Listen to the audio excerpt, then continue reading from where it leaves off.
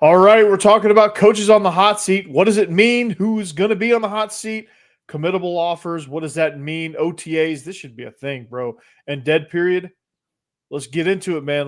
We got it all for you right here on the regular guys, and the forecast is great outside, so there's no threat of thunderstorms. Let's get it.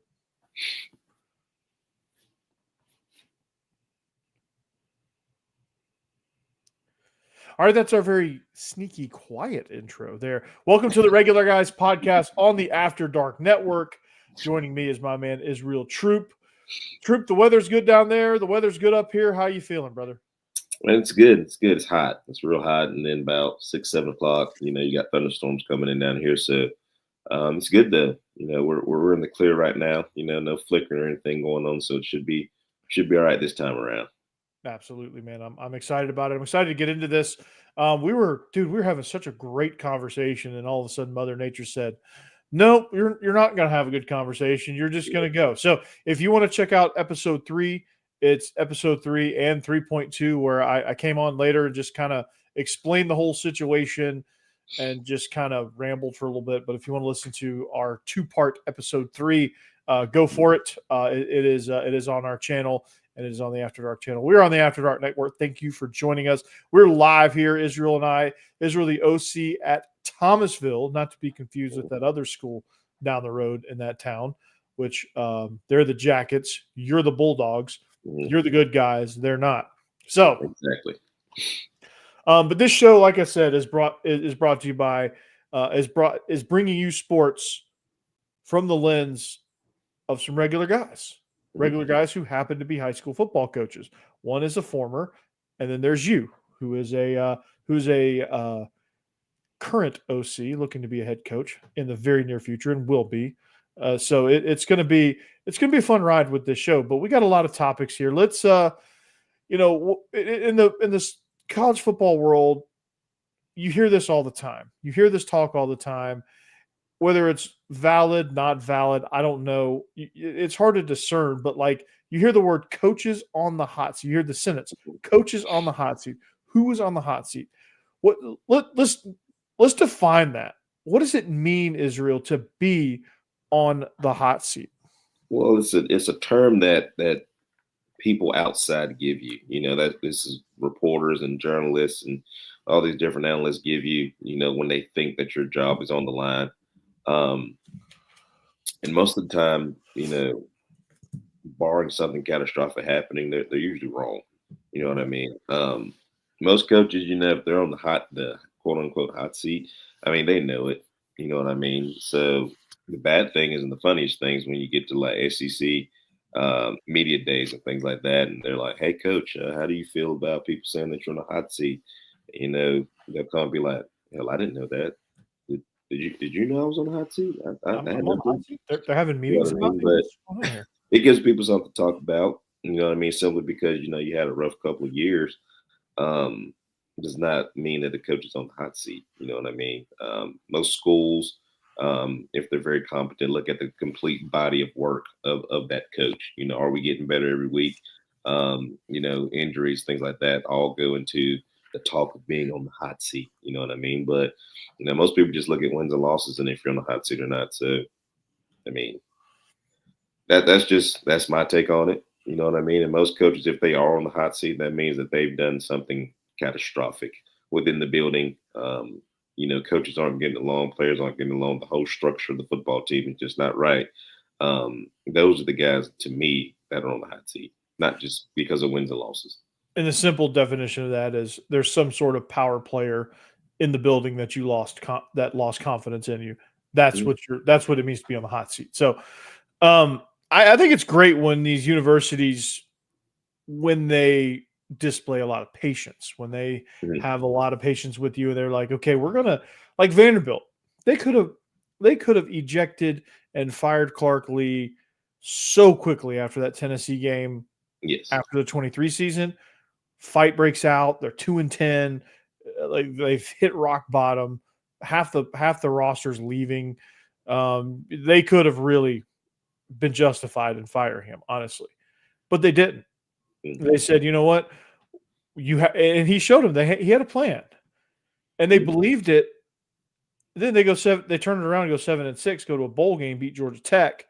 Now they're considered a team that's on the rise, a program that's on the rise. Like, what, just a few months earlier, you're ready to fire him and make him a defensive coordinator somewhere else? Yeah. Like that seems silly to me. But I think in some cases it's warranted. Like, you can tell. I think you can tell when a coach is he just doesn't have it. Doesn't mean Yeah. he's a bad coach. It just, as a head coach, he just doesn't have it, right? And you can tell. You can tell when they're in over their head, and they just need to. You just need to go backwards a step and then come back at it in the future. Like, you can tell. But some guys, like, you can also tell that, hey, they're onto something. Maybe we should give them another chance. And honestly, I think those lines get blurred when there's money involved, there's pressure involved, and sometimes they're too quick to fire, and it's wrong. Sometimes they're too quick to fire, and in reality, it became a really good decision. So Yeah, we can look at, Coach Rick, for example, you know what I mean? And everything that's going on now. The biggest thing between Coach Rick and what's going on now is that those money players that you were talking about are spending money. Josh Brooks, who was behind the scenes when we were there, when I was playing, is now the AD. So he saw what needed to be done during that time. So he's doing that right now at Georgia. The biggest thing that when people ask me what the difference is, that Georgia's spending money. And I've said that time and time again. That's the biggest thing, is that Georgia's spending money. So when you spend money, you get those top recruits to come in. You get the type of things that you need in order to compete in the SEC. And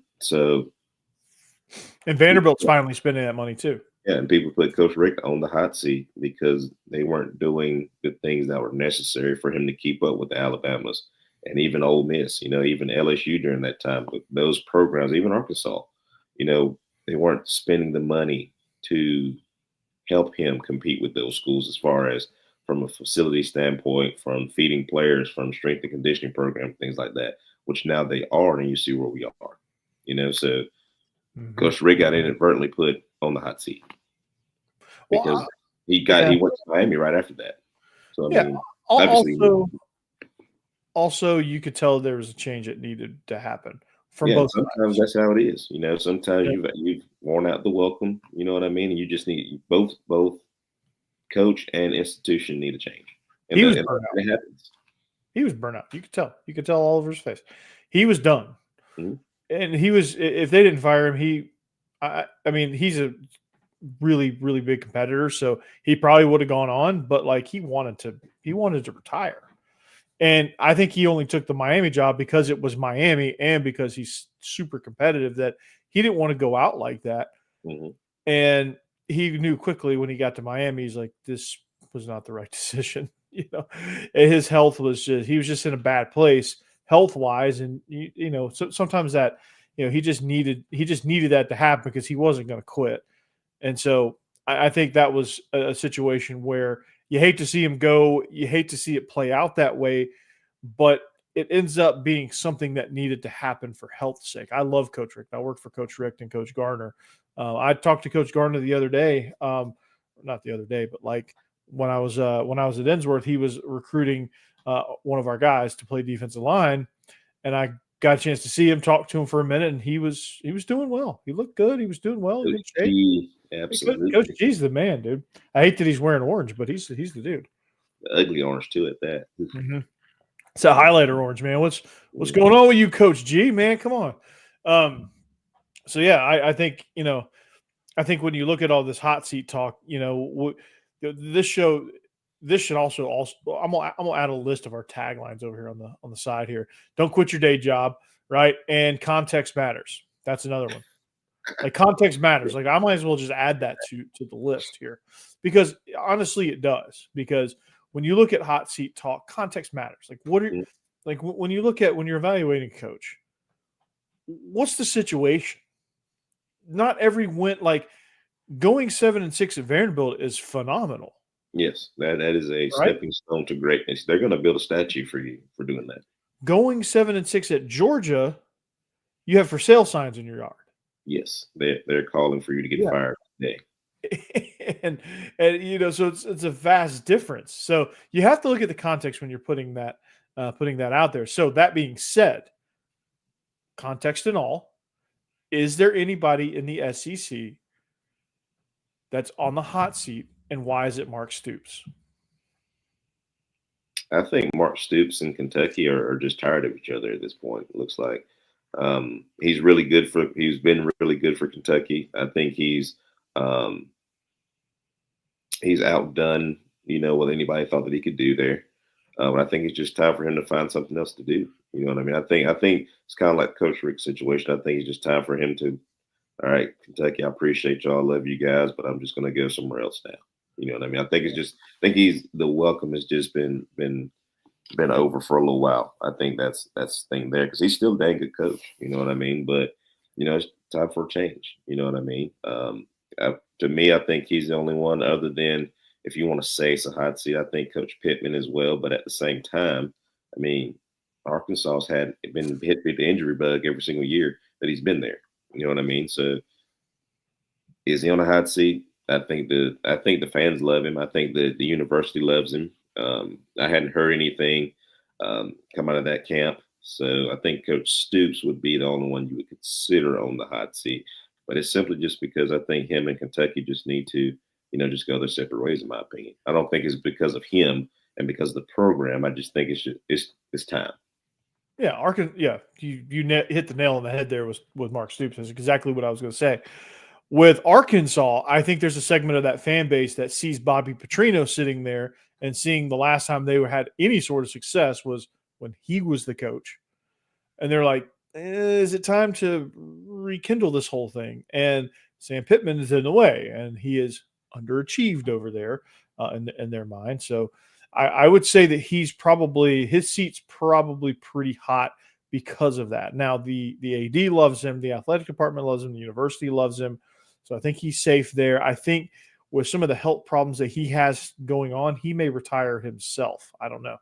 I've heard that he may, he's got 2 or 3 years left in him and he's going to retire. And I think the university's going to, unless something just catastrophic happens, they're going to let him kind of ride out on his own. But here's a name I want to throw out there.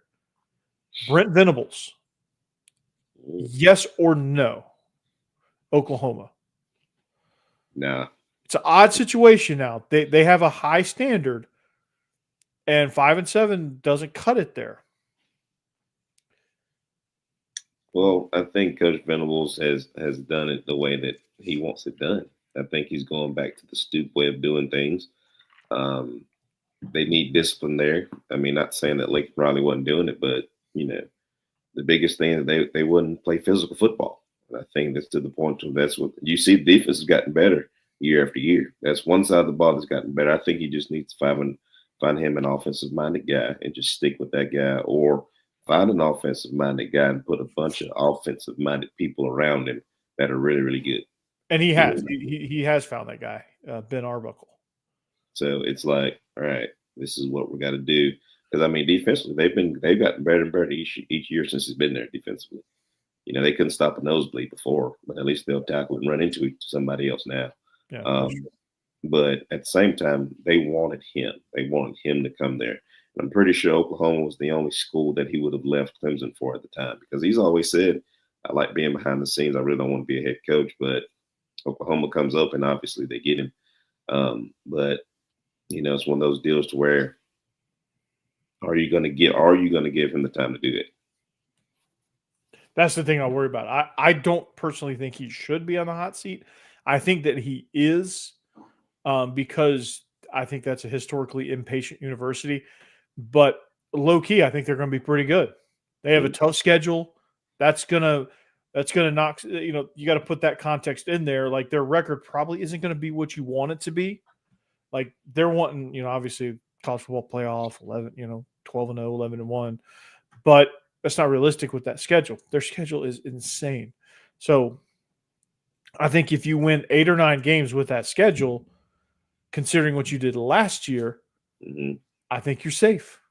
And I think they have a real, if you really break down Oklahoma, John Mateer comes in as a quarterback. Ben Arbuckle, his coordinator, he's been with him I think at Incarnate Word, and then Washington State, and then now he's coming to, they're coming as a package deal. So Mhm. what you get with a package deal like that, you get the coordinator, you get the quarterback. That usually is a marriage that works out really, really well. And that's Mhm. usually a situation that works out really, really well when you plant that in your team. Yes. And I've been around Coach Arbuckle. He was at Western Kentucky. One of my receivers went there, so I was able to sit down with him, and he is a very, very quarterback friendly coach. Mhm. I love the way that the style and the way that he calls plays is pretty good. He kind of gives the quarterback the leeway to do whatever he wants to, as long as he knows what the hell's going on, obviously. But I think that'd be good. I think having an offensive minded guy you got to think, and you know this as well as I do. When your head coach is a defensive guy, he does not want to come to the offensive side of the office. He does not want to come over there at all. Vice versa. Same thing if he's an offensive minded guy. He doesn't want to have to go to the defensive side to ask questions or anything like that. So I think that now he's got an offensive guy, I think he'll be fine now. Obviously you got to run, practice and do the head coaching stuff, kind of like Kirby. He doesn't really go over there to the offensive side of the ball because he's a defensive minded guy, so it's just one of those deals to where can your head coach trust you enough on the other side of the ball to where I don't have to worry. You know what I mean? I'm just a game manager at that point from that side of the football. Mm-hmm. Absolutely, and that's a big thing. And that's going to be the big if for Ben Arbuckle. Can he handle that? Because at other places, you may not have that type of responsibility because it may be a more equal type of partnership. But you're going to be on an island at Oklahoma Mhm. because Brent Venables, he's going to do his thing on the defense. He's going to be like, Ben, I'm going to glance over there and make sure you're not, you're not in over your head or you're drowning. But for the most part, I'm not coming over there. you got the keys to this boat over here, and you're going to drive it. You're going to maintain it. You're going to recruit it. You're going to whatever, Mhm. but it's going to be your show over there. Yes, And you're essentially going to be the head coach of the offense. of the offense. Mhm. You have full executive autonomy on the offense side of the ball. Of course, if it, before you call timeout, obviously, tell me. But I'm going to let you have it, Mhm. and that can be a pretty jarring situation for a lot of people, Yeah, if you're and not ready for it, it's like, ooh, what is because going on? I don't think he can be in the booth with that. No, no, no, no, no, you can't. Well, you can, but at the same time, you got to have people on the ground um, Yeah, that that's are really, really good on the you don't ground. want to know. You're going to be up on the box, but I think he's not a box guy anyway. So Yeah, I don't think he doesn't strike me as a box guy.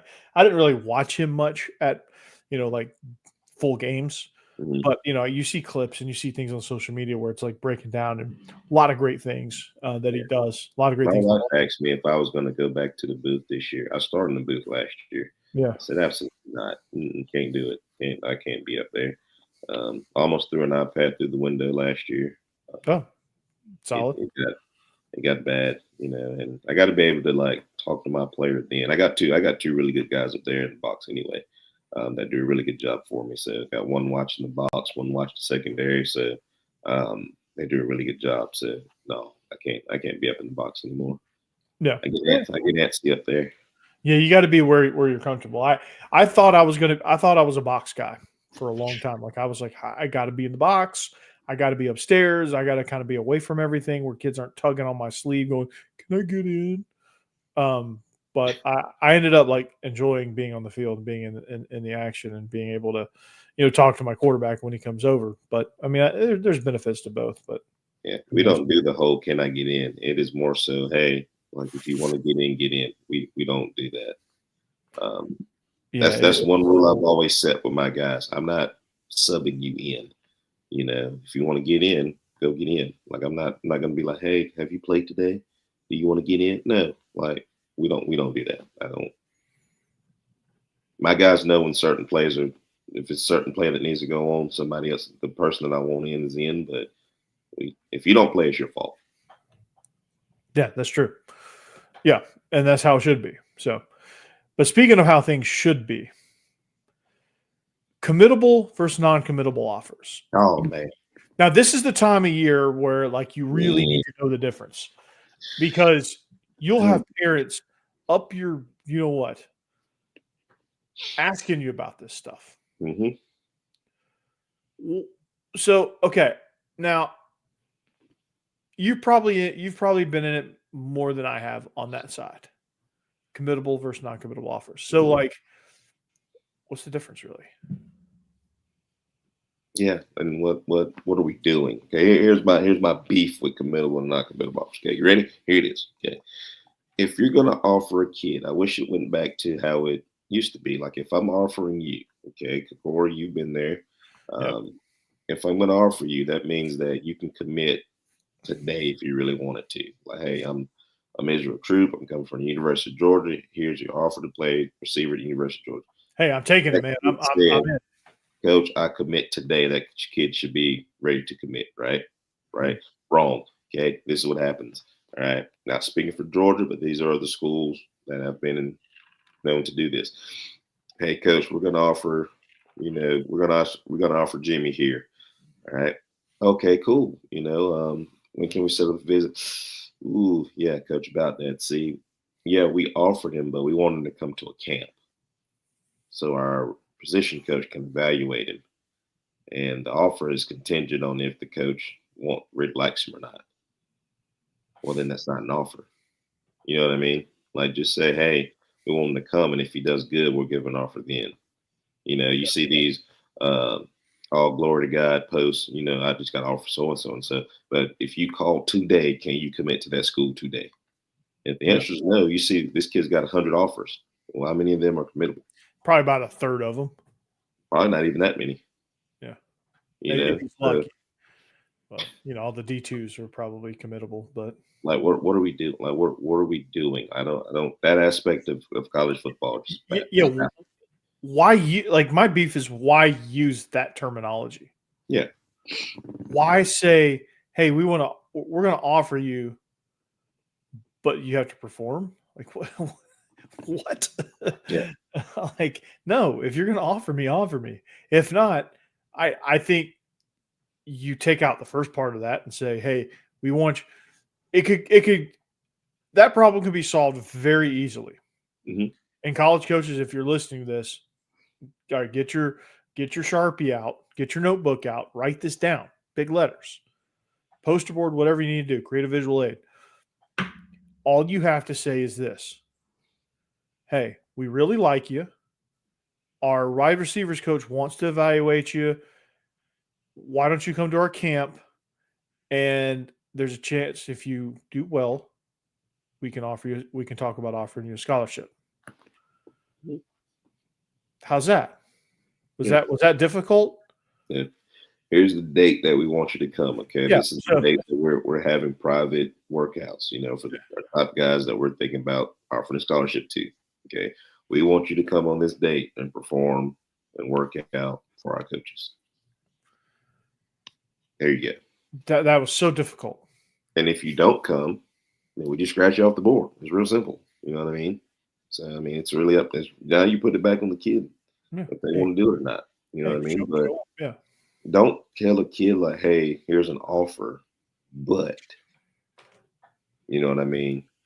Or you have a kid that's SEC school, gets an offer, calls the coach, says, hey, I want to commit today. I want to commit today.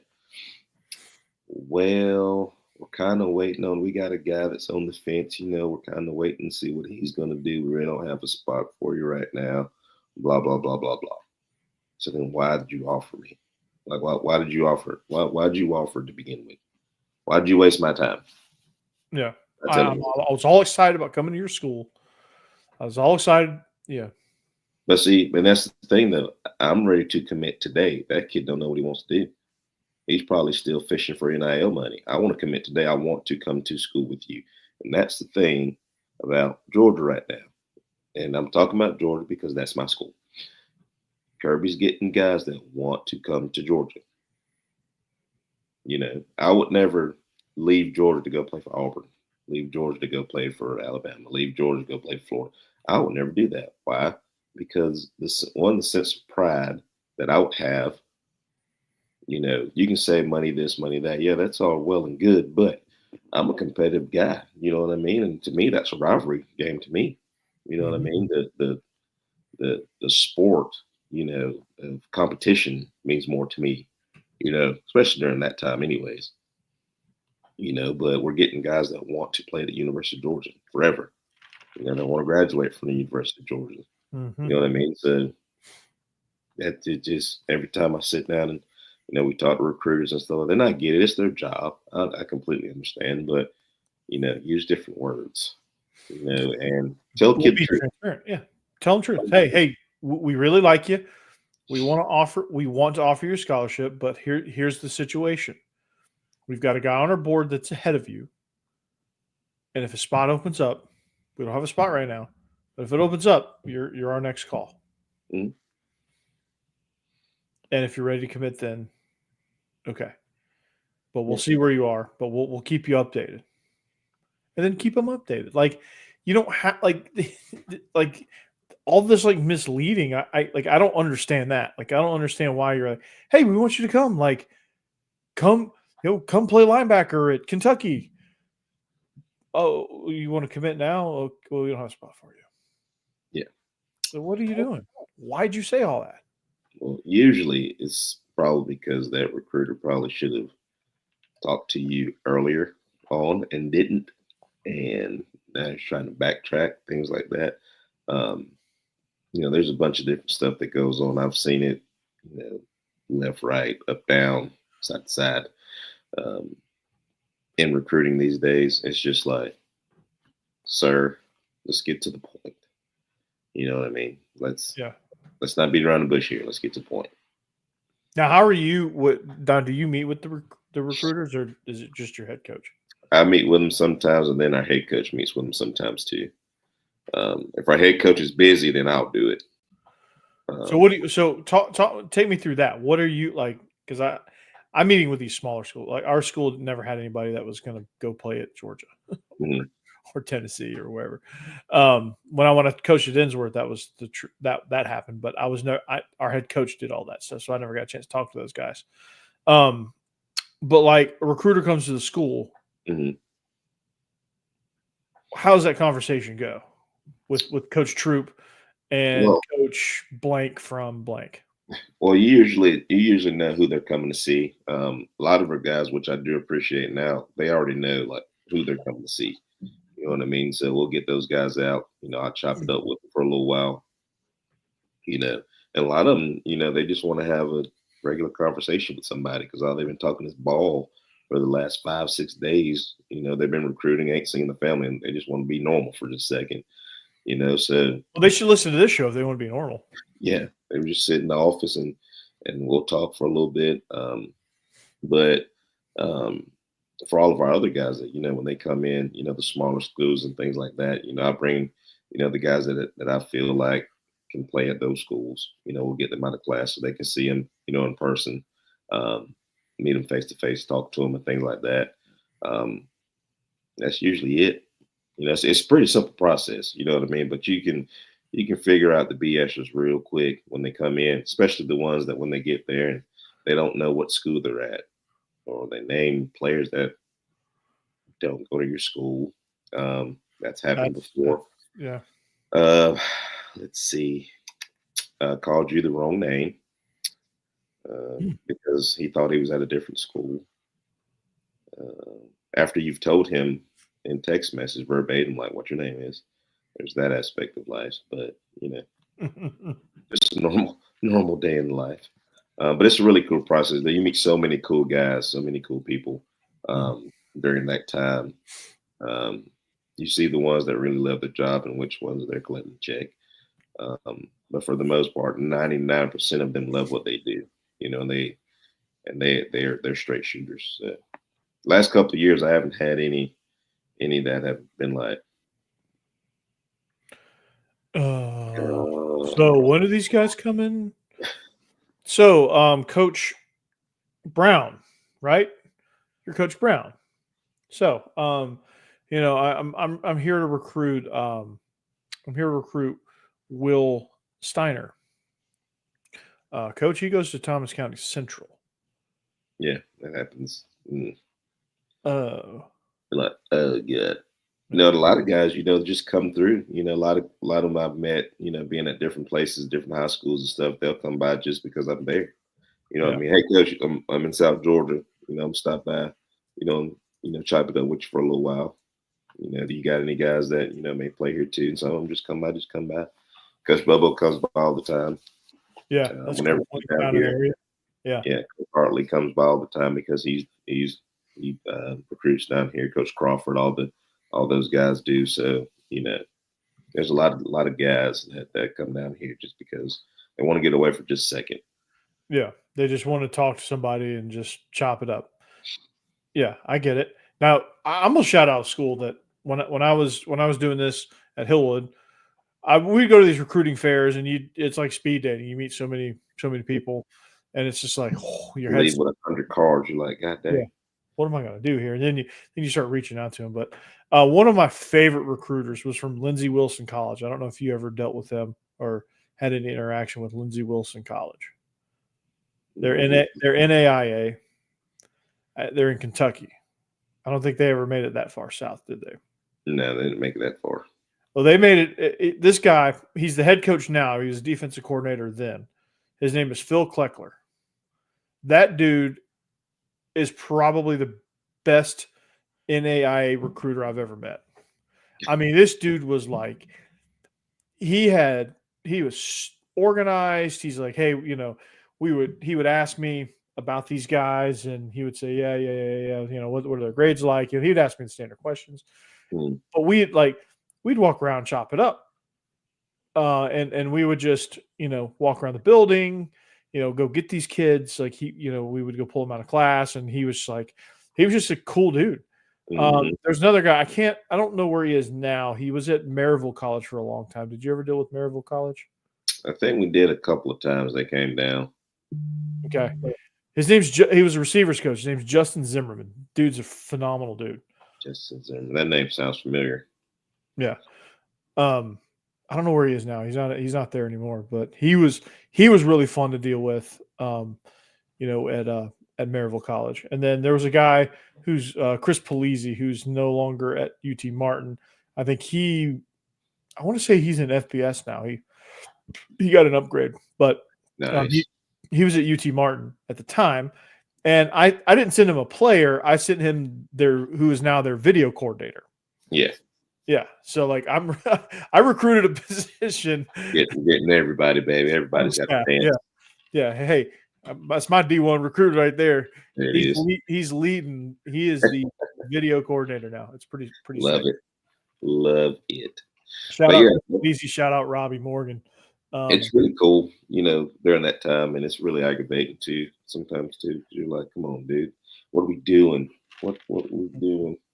But those they would call me in the office, and I'd be like, "All right, class, I gotta go." And so I just leave my class. I just leave them chilling, and I would Justin Zimmerman would come down, and we didn't have a soul that was gonna qualify to play at Maryville College because you had to have a 3.0. The dudes that could play had their GPA started with 1. Yeah, that'll do it. It's not going to happen. But yeah, he was just down there, and I think honestly he just came down there just to chat it up with me. Oh yeah, I really do. I'm not trying to sound like any type of way, but I think he was trying to shop it up with me. He just wanted to stop by. Because I was probably the one dude that actually talked to me. That's what a lot of guys do. They just want to feel, like they ain't having to work the whole time. You know what I mean? They just want to chop it up for a little bit and figure it out that way. You know what I mean? That's what keeps them coming. Yeah, absolutely. And then I'd walk them out, and it'd be like a 30-minute visit for. We decided 3 minutes into the visit that nobody was going to qualify for him, but he would just keep coming around. So I'm like, hey, pretty much. I mean, you're a cool guy. When you're a cool guy, good things happen. Yeah. So those are always fun stories. Those are always fun times in the spring. You get those calls, and then the kids get all excited about it, and and then I have to send them crashing down, going, bro, You have a 1 point something GPA. And the best part is when you call them and the teachers are like, "Hey, Miss So and So, coming to call? You calling Jimmy again?" "Yes, ma'am." Send him to the front office. "Okay, he's coming." At the same time every day. Yeah, They know. You they want me know. to send him? Go ahead. Yes, ma'am. Go and send him. The thing is, y'all's teachers are probably cool with it. Yeah, our teachers cool. We try not to get them during their academic time, or we try to get them on the tail end, either at the beginning or the tail end of it, so they don't miss too much. Our teachers are really cool about it. Yeah, I mean, sometimes you can't help the timing because when the coaches come by, but you know, we catch you get some attitude. I want to see you on the other end of that phone. I want you to come to my school for a minute, and I Yeah. want you to make that call, and I want you to be on the other end of that phone when the teacher's like, "Ah, okay, it's off." Okay, ma'am. I tell you what, ma'am. I tell you what. I'll come watch your class. You come tell this recruiter right now why Jimmy can't come up here. Yeah, Why does it bother you so much for Jimmy to come up here? yeah. It's a college opportunity. Relax. I'm sorry. He's probably not paying attention to you anyway. So, relax. Hey, I'm sorry. Guess what? Are you having to go and do all this all day? Are you having to deal with Jimmy besides for this hour and a half or 50 minutes that you're dealing with him every day? Yeah, No. So how about this? How about you send him up here to the office? Ooh, that's one thing I don't like now. That'll send me to a deep dark place sometimes. yeah. And you have to really control yourself because you don't want to say anything that's completely out of line. Because in my mind, do you get this too? In my mind, we all work together. We're all teachers. We're all educators. Yeah, You know what I mean? But you get this right here. Well, coaches do whatever they want to. yeah. It's Okay. football, so they can do whatever. I tell you what, ma'am. All right, or sir, whoever's all upset, you come out here in 100-degree weather and do this. You get to go home. When you're done with your day, you get to go home. Okay. I have to make sure that they eat, make sure that they make it home, make sure we're at practice. I got a great family. I got to do all this stuff. You just get to go home and sip your wine and watch your shows. You might have Sounds kids pretty and things cool. like that, but you're done with you get to play with your own kids. Yeah, it sounds fun. Sipping wine, watching my shows, Uh, except for the wine part, maybe. we got a couple of them. You just be like, man, if you say one more word to me, it's not going to be good in your favor. Your day's about to get worse. Yeah, Or sir. yeah. Most of the guys they understand. Most of the guy teachers understand, but it's the lady coach and it's the lady teachers that are just You get some lady that teaches English 1 that just she's so far away from the spectrum of yeah. of the sports Oh, spectrum. and then they want to say, well, he he always does what you tell him to do. Yeah, because I treat him like a human being. Hmm. Uh, Yeah, and I throw things at him occasionally, which helps. But yeah, and you know, that's all kids. They just won't do what I tell them to do, but never seen as you do that. Yeah, because one, I treat them like regular people. You know what I mean? And two, I yeah, talk to them like they're human beings. You know what I mean? yeah, I don't have to talk down to him. You just tell him, "Hey, I don't like that. I don't like what you're doing. You should probably And stop." you get to know them. Guess what? If Ray Ray's having a bad day, what happened to Ray Ray the night before? You know what I mean? What's Ray Ray's life like outside of this school? Oh, you don't know, do you? No. I do because I sit there and talk to Ray Ray. Does he play football? No. Does he play a sport? No. He sits there at the lunch table. We just sit, hey Ray, what's up, big dog? Dap him up. Yeah. Hey, Ray, how you doing, man? Well, ain't good, Coach Troop. What's up, man? What's going on? Yep. Friend for life. How you think I find out all my information? Yeah. With all the students. Yeah. You know, a little joking, a little real human interaction goes a long way. And Amazing how it talking works, to ain't him, and like I'm sure every single one of Ray Ray's interactions are negative, right? it? I'm sure they're all negative outside of you because like he's probably tired, cranky, whatever. Yeah. Um, you know, and probably just is used to it. Mm-hmm. And you know, you have to kind of get on that level with him to where, and it's a give and take thing. Like there's going to be some things that you have to let go early on so that later on, like you get that buy-in later and it's Yeah. worth it. Like, and it looks like you're letting him do whatever the hell he wants to. But in reality, you're just, it's like calling the draw play. It's like calling the draw play on third and long. He's doing what I want him to do, essentially. Yeah. You're calling that to set up something bigger later on. You're allowing Ray to get away with some things early on so that you can hold him accountable later.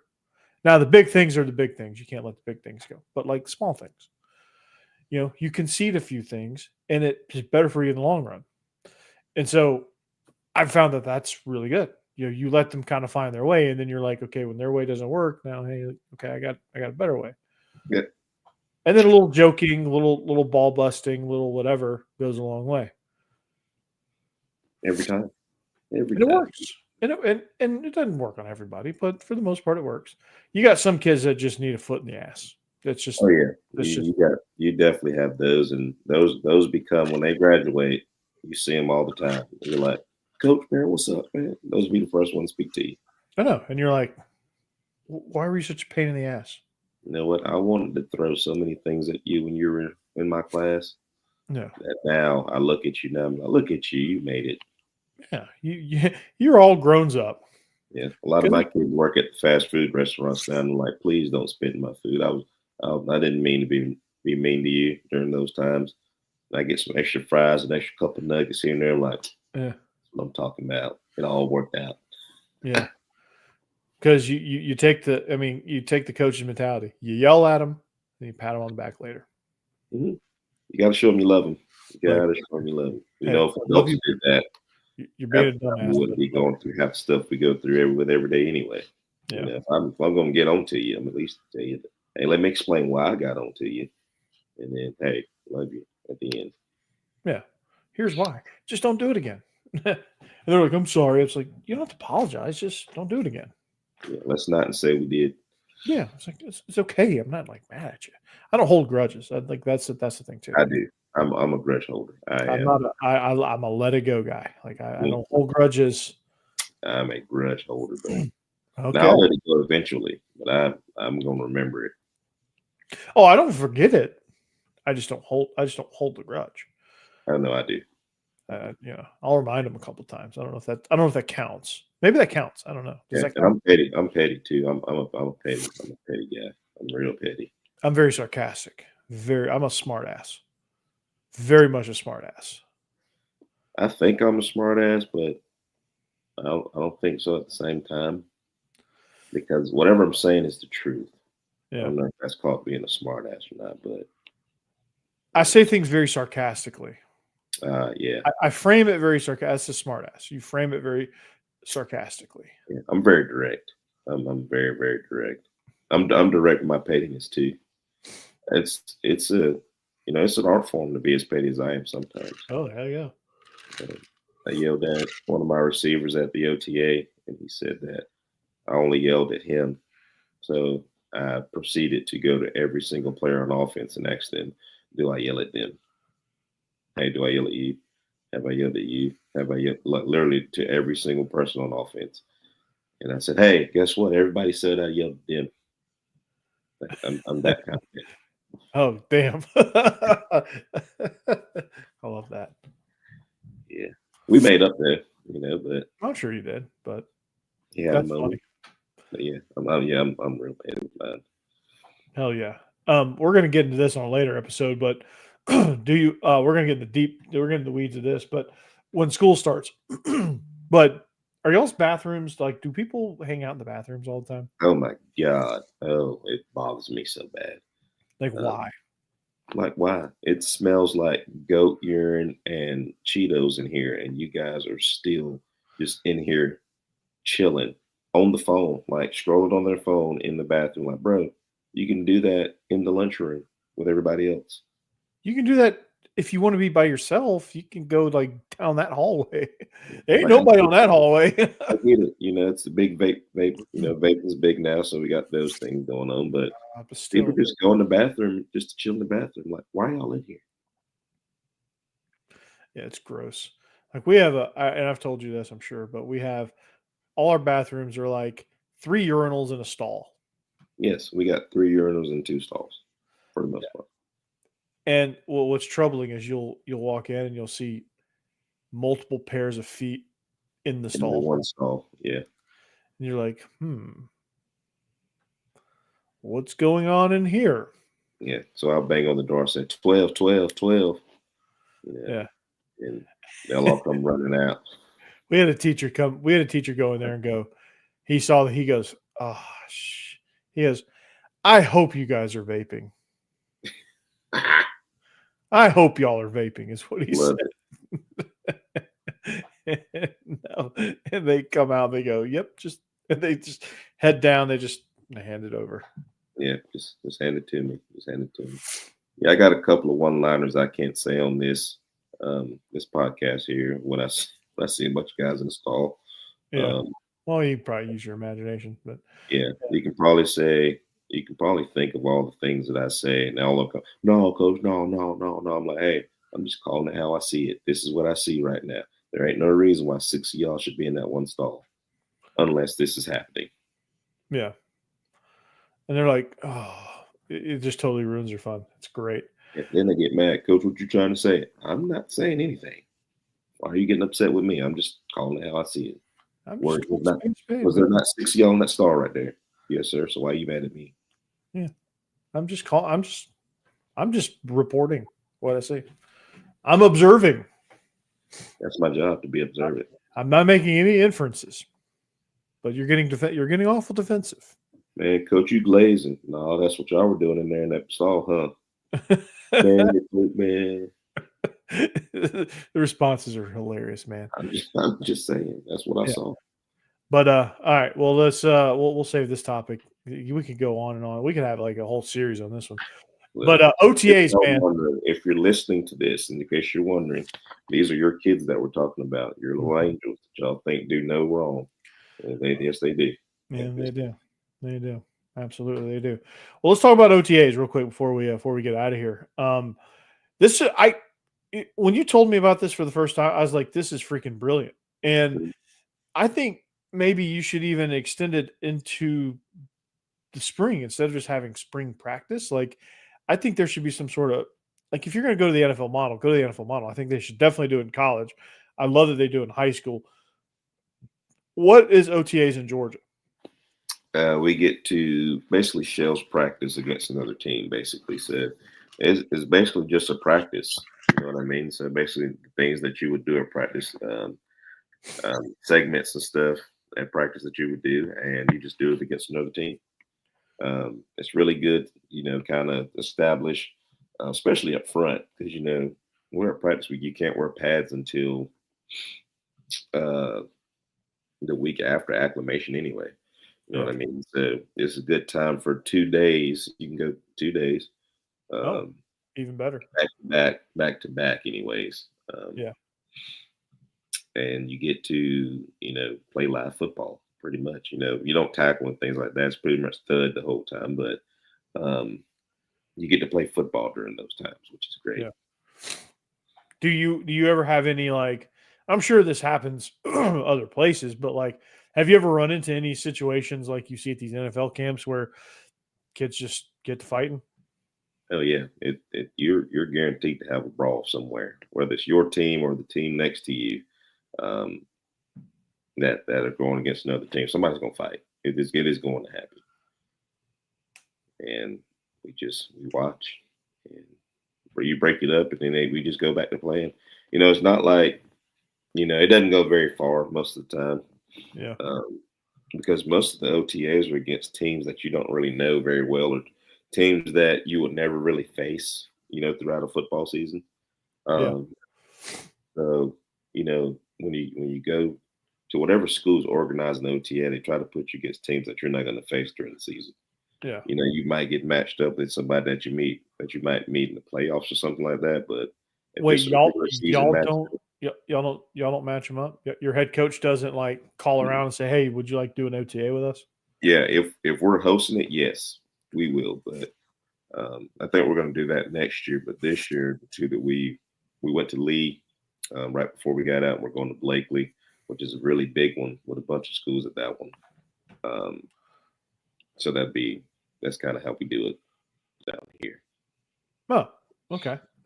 I like that. We've always and this is not a thing. I don't know. I don't know that there's a rule against it. I don't know that they know to have a rule against it, even if they wanted to. You can't do it in June though. You can only throw 7-on-7 against somebody in June here. Yeah, that's weird. We can throw every week here. We can throw against somebody every week. 7-on-7. Yeah, I mean, from June on, you can do as many 7-on-7s as you want, but you can't do any shells. You can't do any OTA stuff like that. You can't do anything in pads until after acclimation. So we would call a private. There was a private school we used to work. Our head coach used to. He was friends with the head coach over at that private school, and we'd get together and he'd bring his kids over, and we'd do a joint practice. Mm-hmm. And we'd run through the whole gamut, the special teams work, the one-on-ones, the whatever. Those were always fun. And that would be like we'd get an extra scrimmage that way. Yeah. So that was a lot of fun. We used to do that. And we would throw against like people that we'd scrimmage against later. But like, I wish we could in Tennessee in June.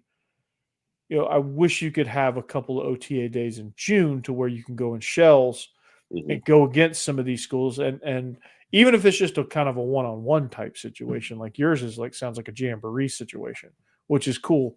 But like, I think your head coach should just be able to like call over to like Mary Persons and be like, "Hey, do you guys want to do an OTA?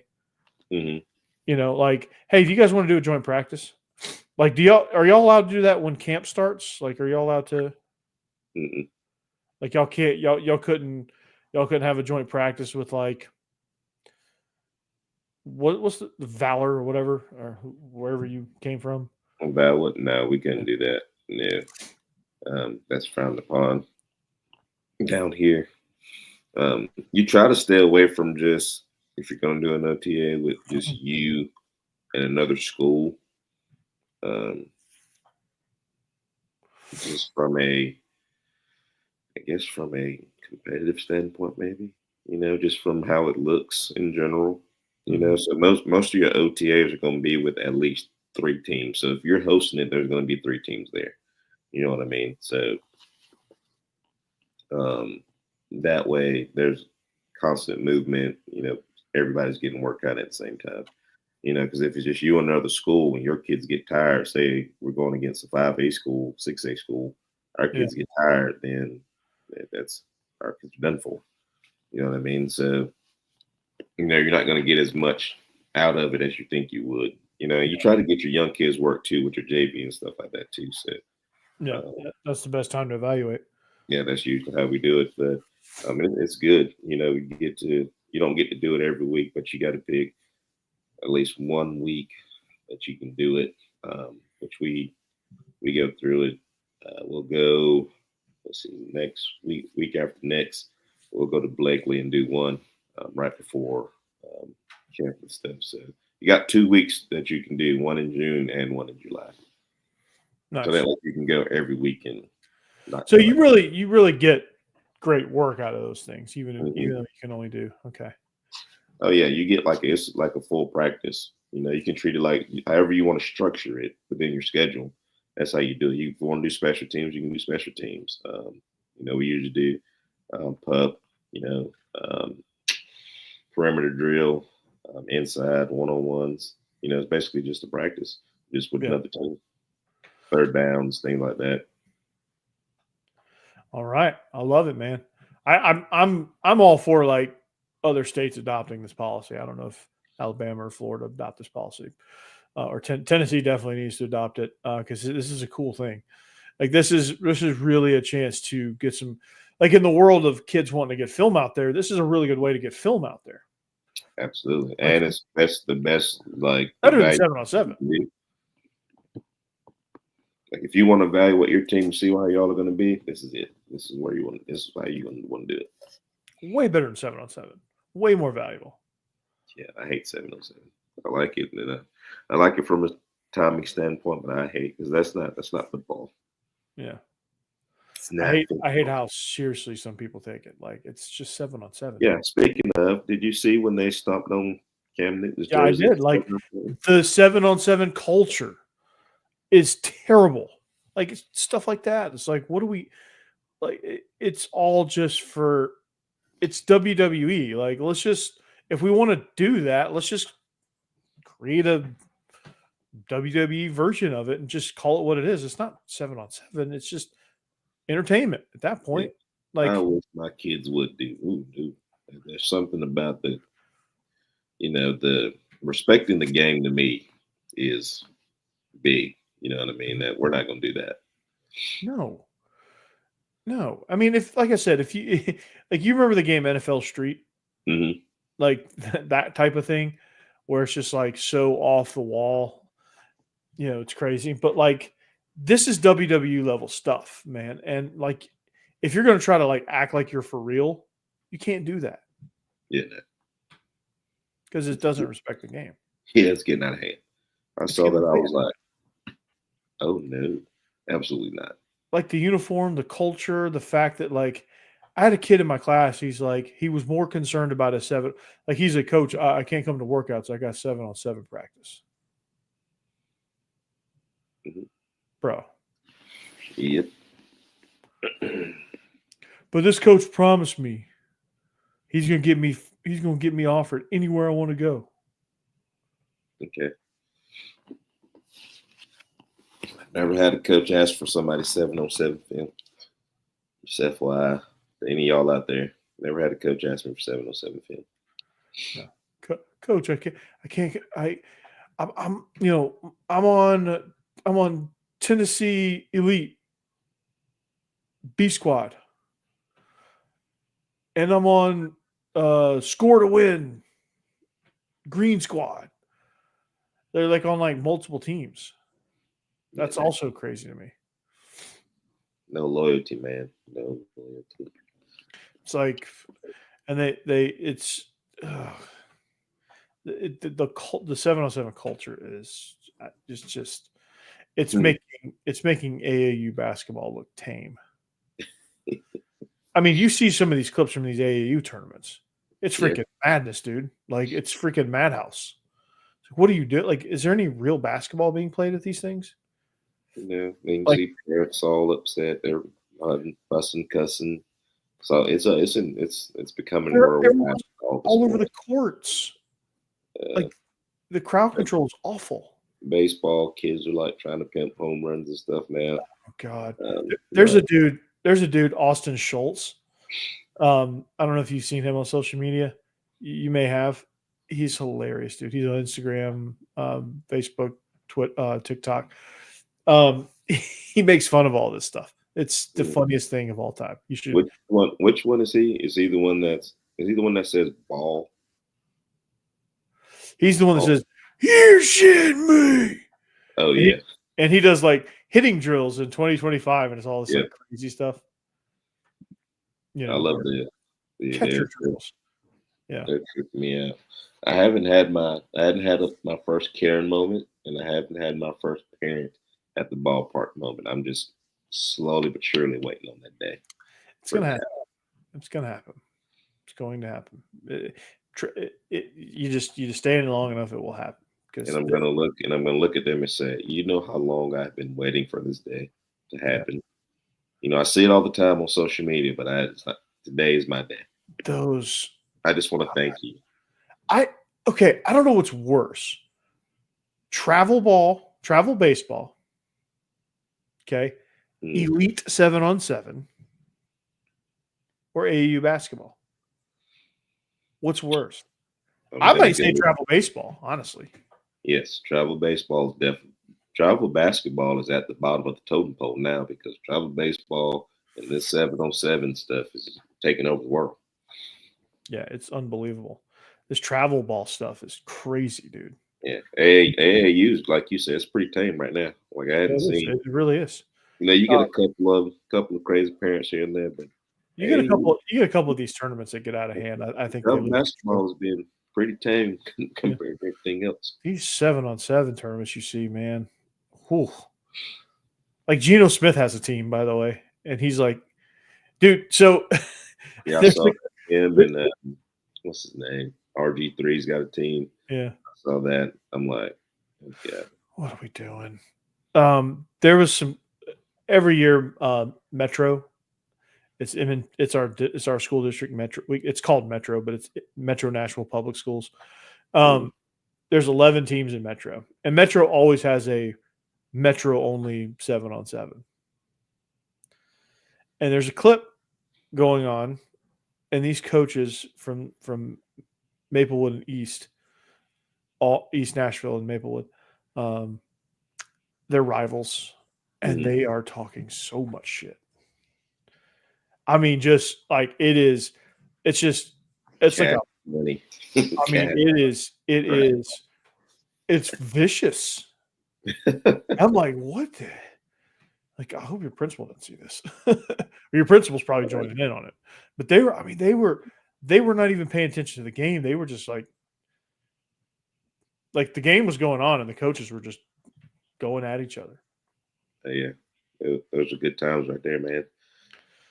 No one has even glanced at the game that's happening on the field.